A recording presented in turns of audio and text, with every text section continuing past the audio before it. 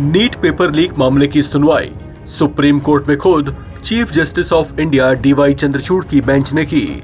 CJI D Y Chandrachud की अध्यक्षता वाली पीठ के सामने इस मामले से जुड़ी 40 से ज्यादा याचिकाओं को लेकर बहस हुई।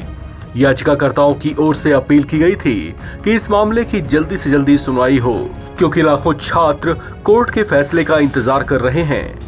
कोर्ट में इस मामले की बहस के दौरान नीट पेपर लीक हो जाने और बहुत से छात्रों को गलत तरीके से लाभ पहुंचाने की कोशिश और संभावित धांधली के चलते फिर से एग्जाम कंडक्ट करवाने की मांग की गई।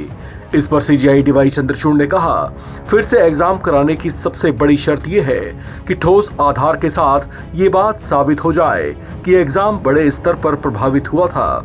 सीजेआई चंद्रचूड़ ने याचिकाकर्ताओं की मांग पर टिप्पणी करते हुए कहा कि सिर्फ इस वजह से कि 23 लाख छात्रों में से सिर्फ 1 लाख को ही एडमिशन मिलेगा, इस बेसिस पर हम फिर से एग्जाम कंडक्ट कराए जाने का आदेश नहीं दे सकते हैं। सुप्रीम कोर्ट में याचिकाकर्ताओं की ओर से पेश हुए वकील नरेंद्र हुड्डा से सीजेआई चंद्रचूड़ ने कहा कि ये बात साबित होनी चाहिए कि पेपर लीक की वजह से परीक्षा प्रभावित हुई।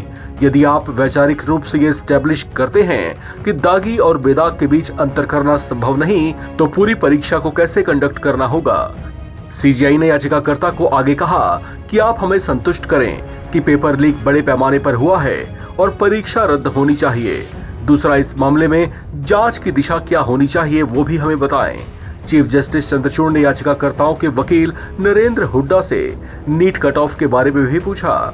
जवाब देते हुए नरेंद्र हुड्डा ने स्पष्ट किया कि कम से कम 164 या उससे ज्यादा अंक हासिल करने को क्वालिफाइंग मार्क माना गया है, जिससे उम्मीदवारों को 50वें परसेंटाइल से ऊपर रखा जाता है।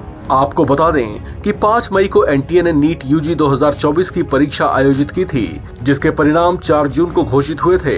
नतीजों में टॉपर्स की संख्या, ग्रेस मार्क्स, कट ऑफ आदि को लेकर उठे सवालों के आधार पर याचिकाकर्ताओं ने सुप्रीम कोर्ट का दरवाजा खटखटाया था। गौरतलब है कि नीट पेपर लीक मामले में 10 से ज्यादा लोगों को अरेस्ट किया गया था, जिसमें 7 ऐसे अभ्यर्थी भी शामिल थे जिन्होंने पेपर से पहले ही उन्हें प्रश्न पता चलने की बात को कबूला था।